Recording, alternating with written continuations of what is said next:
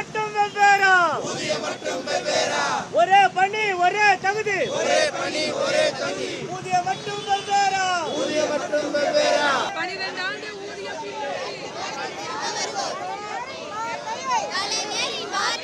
மறக்க வேண்டாம், மறக்க வேண்டாம், மரம் பிடித்த ஆசிரியர்களை இழக்க வேண்டாம், இழக்க வேண்டாம்.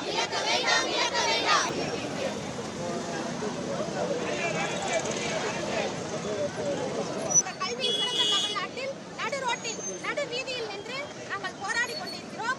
தேர்தல் வாக்குறுதியில் 311 எங்களுடைய ஊதிய முரண்பாடானது களையப்படும் என்று மாண்புமிகு முதல்வர் அவர்கள் வாக்குறுதி அளித்திருந்தார். அதன் அடிப்படையில் எங்களுடைய ஒட்டுமொத்த ஆசிரியர் இனமும் அவர்களுக்கு வாக்களித்து ஆட்சியில் அமர்த்தி இருக்கிறோம். ஆனால் இந்த ஆட்சி காலமே முடிய போகிறது. எங்களுடைய கோரிக்கையை இந்த அரசு கண்டும் காணாமல் செல்வது முற்றிலும் ஏற்கத்தக்கது அல்ல. இதை எதிர்த்து நாங்கள் தொடர்ந்து போராடி கொண்டே இருக்கிறோம். ஒரு இடைநிலை ஆசிரியருக்கு கல்வி தகுதிக்கு ஏற்ற ஒரு ஊதியம் வழங்கப்படணும். ஆனா பாத்தீங்கன்னா ஒரு 8ஆம் வகுப்பு ஊதியம், 8ஆம் வகுப்பு கல்வி தகுதிக்கு என்ன ஊதியம் வழங்குவீங்களோ அந்த ஊதியத்தை வழங்கிட்டு இருக்காங்க. உங்களால ஊதியம் வழங்க முடியும்னா எங்களுக்கு வழங்கிருங்க. இல்ல அப்படின்னு சொன்னா எங்களுடைய கல்வி தகுதியை 8ஆம் வகுப்பா குறைச்சிருங்க. எல்லாரும் 8வது படிச்சு முடிச்சோடனே ஆசிரியர் பணிக்கு போலாம் அப்படின்ற ஒரு நிலைப்பாடையாவது இந்த அரசு எடுத்து ஒரு முற்றுப்புள்ளி இந்த போராட்டத்துக்கு வைக்கணும்னு கேட்டுக்கிறோம். அது மட்டும் இல்லாம பல பெண்ணாசிரியர்கள் எங்களாலேயும் முடியல, குடும்பத்தோட நாங்க நிம்மதியா வீட்டுல இருந்து சந்தோஷமா இருக்கணும்னு ஒரு விடுமுறையில கூட நாங்க இருந்ததே கிடையாது. தொடர்ந்து போராடிட்டு இருக்கோம். எதுக்காக போராடுறோம்? நியாயமான கோரிக்கை. இந்த திமுக ஆட்சியில ஏற்பட்ட ஒரு தவற நாங்க சரி செஞ்சு தரோம்னு நீங்க சொன்னதை நம்பி நாங்க போராடிட்டு இருக்கோம். ஆனா ஏன் இப்படி ஒரு நியாயமான கோரிக்கைக்கு தமிழக அரசும் சரி இந்த கல்வித்துறையும் சரி கண்ணை மூடிட்டு ஏன் நிக்குதுங்கிறது எங்களுக்கு தெரியல. தயவு செஞ்சு பெண்ணாசிரியர்கள் எல்லாமே உடல் ரீதியா நாங்க ரொம்ப பலவீனம் ஆயிட்டோம். இன்னும் ஒரு 5 நிமிஷம் நாங்க கத்துனா கூட மயக்கம் போட்டு விழுந்துருவோம். ஒரு தொலை தூரத்துல இருந்து தங்க இடவசதி இல்லாம, நல்ல சாப்பாடு இல்லாம, ஒரு மன உளைச்சல்ல தொடர்ந்து போராடிட்டு இருக்கோம். ஆசிரியர்களை இப்படி நிக்க வைக்கிறது அவங்களுடைய மாண்பை சீர்குலைக்கும் விதமாக நாங்கள் இதை பார்க்கிறோம். தமிழக அரசு கல்வியில் சிறந்த தமிழ்நாடு என்று மார்த்தட்டி கொள்கிறது. அதை நிரூபிக்கும் வகையில் ஆசிரியர்களை உடனடியாக அழைத்து பேசி எங்கள் கோரிக்கைக்கு தீர்வு காணப்பட வேண்டும். கோரிக்கைக்கு தீர்வு காணப்படாவிட்டால் நிச்சயமாக இன்னும் கடுமையான போராட்டங்கள் முன்னெடுக்கப்படும். நாங்கள் கரூர் மாவட்டத்திலிருந்து வரோம். தொடர்ந்து 5வது நாளாக களத்தில் நிற்கிறோம். இது நாள் வரைக்கும் நாங்கள் இது மாதிரியான போராட்டங்களை நடத்தினதே இல்லை. அமைதியான முறையில் எங்களுக்கான ஒதுக்கப்பட்ட இடங்களில் எந்த பொதுமக்களுக்கும் இடையூறு இன்றி எங்களை நாங்களே வருத்திக்கிட்டு உண்ணாவிரதம் போன்ற போராட்டங்களை மட்டும்தான் நடத்தியிருக்கோம். உண்ணாவிரதம், பேரணி, ஒரு நாள் மாநாடு, இது போன்ற போராட்டங்களை தான் நடத்தியிருக்கோம்.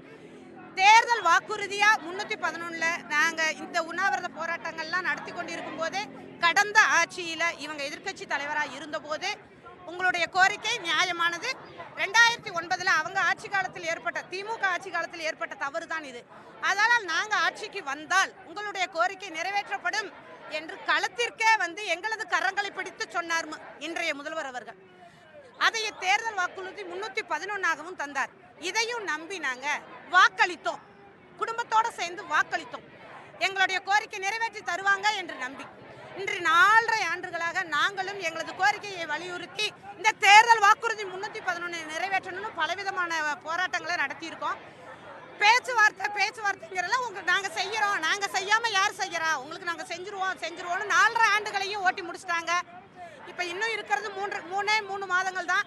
இவங்களுடைய ஆட்சி காலத்தில் ஏற்பட்ட தவறை, பிழையை இவங்க தான் சரி செய்து தரணும். அதனால தான் நாங்கள் இன்று எங்களுக்குன்னு ஒரு இடத்தை ஒதுக்காதனால இப்படி நாங்கள் ஏதோ கிடைக்கிற இடத்துல போராட்டங்களை நடத்தி கொண்டிருக்கிறோம். ஆனால் எங்கள் மீது அரசு வன்மையான காவல்துறையை ஏதிய வன்மையான அடக்குமுறைகளை கையாளுறாங்க. ஒரு பேருந்தில் ஏற்றினா 4 மணி நேரம் 5 மணி நேரம் சுத்தடிக்கிறாங்க, தண்ணி கூட இல்லாமல். பெண்களாகிய நாங்கள் ஒரு அவசர எங்களோட இயற்கை உபாதைகளோட கழிக்க முடியாமல் மிகப்பெரிய அவதிக்கு ஆளாகிறோம். இந்த அரசு இன்னமும் நாங்கள் இந்த அரசு எங்களுடைய கோரிக்கையை ஏற்று நிறைவேறும்னு நாங்கள் நம்பிக்கிட்டே இருக்கோம். சொல்லாததையெல்லாம் செய்வோம்னு சொல்கிறாங்க இந்த ஆட்சியில். ஆனால் சொன்ன வாக்குறுதியை தான் நாங்கள் கேட்குறோம். இதை நாங்கள் நிறைவேற்றி கொடுங்க அப்படின்னு கேட்குறோம். நாங்கள் ஒரு நாளைக்கு எங்களுடைய அடிப்படை ஊதியம் வெறும் 650 ரூபா தான். ஆனால் பொதுமக்களுடைய பார்வையில் எல்லாம் 1 லட்சம் வாங்குறவங்க 1 லட்சம் வாங்குறாங்கங்கிறாங்க. வெறும் 20,600 ரூபா தான் எங்களுடைய அடிப்படை ஊதியம். ஒரு நாளைக்கு 650 ரூபா. தினக்கூலி போகிறவங்க கூட தினக்கூலிக்கு போகிறவங்க விட எங்களை விட அதிகமாக சம்பாதிக்கிறாங்க. இந்த 650 ரூபா சம்பளம் வச்சு நாங்கள் என்ன செய்ய முடியும்? இன்னைக்கு நாங்கள் இன்னமும் நம்புகிறோம். கொடுத்த வாக்குறுதியை நிறைவேற்றுவாங்கன்னு இன்னமும் நாங்க நம்பிக்கிட்டே இருக்கோம். எத்தனை அடக்குமுறையை கையாண்டாலும் களத்தில் இறுதி ஒருவர் இருக்கும் வரை எங்களது போராட்டம் தொடரும் தொடரும் தொடரும். நாங்கள் கிட்டத்தட்ட இந்த போராட்டத்தை ஒரு 8 ஆண்டு காலமாக தீவிரமாக எடுத்து வரோம். இந்த பாதிப்பு 16 வருஷமாக நடந்துகிட்டு இருக்கு. நாங்கள் கடந்த காலங்களில் பல கட்ட போராட்டங்களை முன்னெடுத்த போது எங்களோடு கல்வித்துறை அமைச்சர் பேச்சுவார்த்தை நடத்தி முதல்வர் அவர்களும் 1/1/2023 ஒரு குழு போட்டார். 3 மாதத்தில் இந்த பிரச்சனையை முடிவு கொண்டு வர்றதுக்கு ஒரு சுமூகமாக நாங்கள் முடிவு எடுக்கிறோம். அதுக்காக நீதித்துறை செயலாளர் தலைமையில் ஒரு குழு அமைச்சாங்க. அந்த குழு சும்மா பேரளவில் ஒரு 6 மாதத்துக்கு ஒரு தடவை கூடுறோம்னு சொல்லிட்டு ஒரு 15 இயக்கங்களை மட்டும் கூப்பிட்டு வச்சுட்டு முடிச்சுட்டு அப்படியே நிப்பாட்டி வச்சுருக்காங்க. ஏன்னா இதை கொடுக்கக்கூடாதுன்ற மாதிரியான ஒரு பார்வையில் தான் அவங்க கொண்டு போகிறாங்க. நாங்கள் திரும்ப திரும்ப இதை சொல்கிறது, இது மிக குறைந்த நிதி செலவுமை தான். இருக்கிற தமிழ்நாட்டில் இருக்க அத்தனை பேரும் ஏற்றுக்கொள்கிறது. இந்தியாவிலேயே இடைநிலை ஆசிரியர்களுக்கு இவ்வளோ ஒரு குறைவான ஊதியம் வேறு யாருக்குமே கிடையாதுன்றதை அவங்க ஏற்றுக்கிறாங்க. ஆனால் அந்த ஊதிய முரண்பாடை களையணும்னு வர்ற பட்சத்தில் மட்டும் நிதி இல்லைன்றாங்க. கிட்டத்தட்ட இப்போ 2 லட்சம் கோடி 4 லட்சம் கோடிக்கு நம்ம பட்ஜெட் போடுறோம். இதில் இடைநிலை ஆசிரியருக்கு இந்த ஊதிய முரண்பாடை களையிறதுக்கு மிக மிக சொற்பமான அளவு தான் நிதி.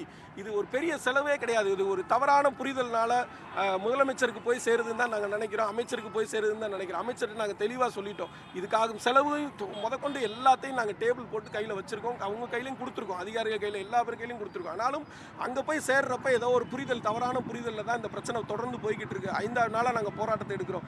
எங்களை ஒரு இதுவரை நடத்தின போராட்டத்தை விட இப்போ போராட்டம் நடத்தும் போது எங்களை கடுமையாக காவல்துறையினர் தாக்குறாங்க.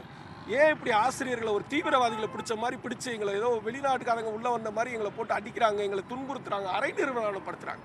ஆசிரியர்களை அரை நிர்வாணப்படுத்துவது எந்த அளவில் ஒரு வெட்கக்கேடான செயல்.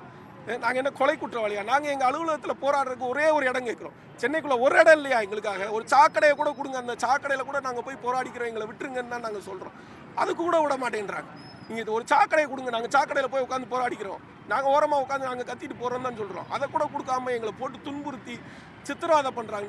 தெருவாக சுற்றுறோம், சென்னை முழுவதும் தெருவாக நாங்கள் சுற்றிக்கிட்டு இருக்கோம். இது எந்த விதத்தில் ஒரு ஜனநாயக நாடுன்னு எங்களுக்கு தெரியல. தயவு செய்து எங்களுக்கு போராடுவதற்கு ஒரு இடத்த கொடுங்க. எங்களுடைய நியாயமான கோரிக்கையை கூப்பிட்டு உடனே பேசுங்க.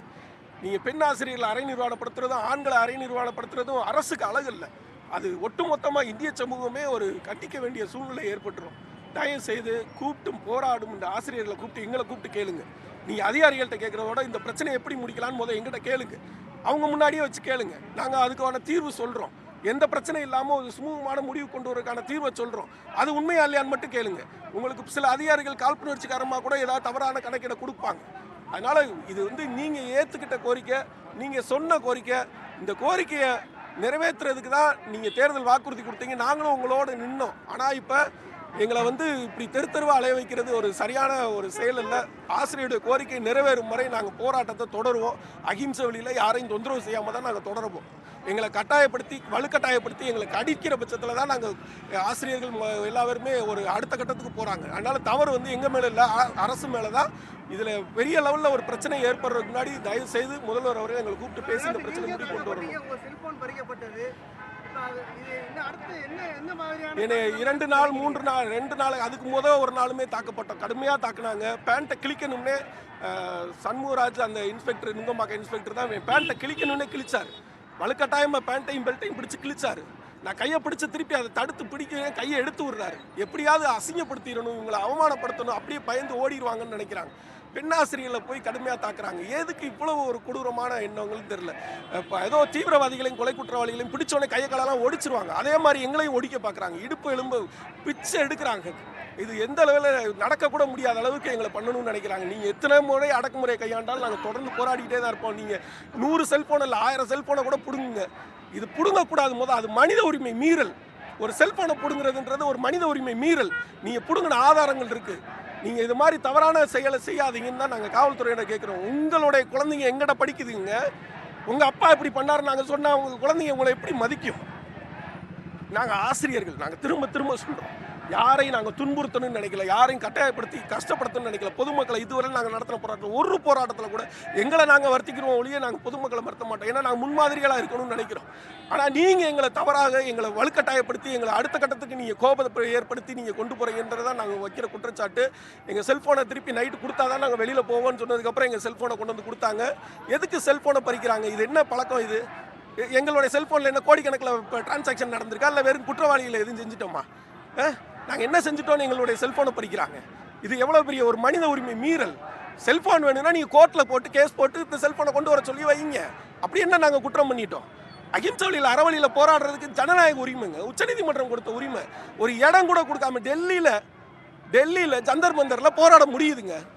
எத்தனை நாள் போராட முடியும்? தலைநகரில், இந்தியாவோட தலைநகரில் போராட முடியும். ஆனால் தமிழ்நாட்டுக்குள்ளே போராட முடியாது. அது அகிம்சை வழியில் கூட போராட முடியாது. என்ன மாதிரியான அடக்குமுறைன்னு எங்களுக்கு தெரியல. தயவு செய்து இந்த போராட்டத்தை அடுத்தடுத்த கட்டத்திற்கு கொண்டு செல்லாமல் விரைவில் இதை ஒரு முடிவு பண்ணணும்னு கேட்டுக்கிறோம்.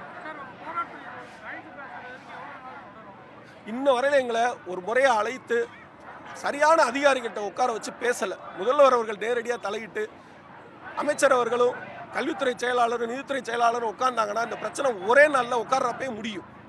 ஆனால் அதை செய்ய மறுக்கிறாங்க. என்ன காரணம்னு எங்களுக்கு தெரியல. இந்த போராட்டம் இன்னும் தீவிரமாக தான் செய்யும். இது தாமதப்படுத்த ஏதாவது உயிர் சேதங்கள் ஏற்பட்டாலும் அதுக்கு அரசு தான் பொறுப்பு, எங்களுடைய பொறுப்பு இல்லை. எல்லா பேரும் ரொம்ப கடுமையான மன உளைச்சல் 5 நாளாக தென்னையில் தெருவா சுற்றிக்கிட்டு இருக்காங்க, இடம் கூட இல்லாமல். தயவு செய்து அரசு உடனடியாக இதை பேசி இந்த பிரச்சனையை முடிவு கொண்டு வரும்னு கேட்டுக்கோங்க. அமைச்சர் கூட சொல்லியிருக்காரு, ஆசிரியர்கள் ஒரு பொருள் கொடுத்து பேசுறாங்க, நாங்கள் ஒரு பொருள் கொடுத்து சொல்லியிருக்கிறோம். இல்லை, எங்கிட்ட இதுவரையிலும் எதுவுமே அப்படி சொல்லலை. நாங்கள் இதை செய்கிறோன்ற ஒரு வார்த்தையை கூட இன்னும் அவங்க சொல்லலை. இல்லை, எங்கிட்ட இதுவரையும் கூப்பிட்டு பேசலை. எங்கிட்ட பேசுனாங்கன்னா நாங்கள் கொடுக்குறது இதுக்கு சரியாக ஓரளவு வந்துச்சுன்னா நாங்கள் அதை முடிவு கொண்டு வரதுக்கு நாங்களும் ரெடியாக தான் இருக்கோம். தவிர்க்க முடியாத தம்ப்நெயில்ஸ், கலக்கலான கண்டென்ட்ஸ், சினிமாவும் சீரியஸ் பிரச்சனைகளும், பல வருடங்கள் இடைவெளிக்கு பிறகு இந்த படத்துல ஒரு கலகலப்பும் கைகலப்பும். Me too, love you. Thank you so much. Mass ஏத்துறது போயிட்டே தான் இருக்காரே தவிர பிரேக்கே இல்லாமல் பிரேக்கிங் நியூஸ் சொல்லும் தந்தி டிவி ஆப். இன்ஸ்டா தலைமுறை வரை இறங்கி அடிக்கும் தந்தி டிவியின் டிஜிட்டல் எக்ஸ்க்ளூசிவ். அது தண்ணிக்குள்ள போகும்போது ஹேங் ஆயிடுச்சு. உங்களுக்கு விஜய் சார் எந்த அளவுக்கு ரொம்ப பிடிக்கும்? Of course, Malayalis are huge Vijay sir fans. ரெண்டு பேருமே ரொம்ப பிடிக்கும் எனக்கு. தந்தி டிவி ஆப்பை இலவசமா டவுன்லோட் செய்யுங்க. ஃபாலோ பண்ணுங்க, சப்ஸ்கிரைப் பண்ணுங்க, என்ஜாய் பண்ணுங்க.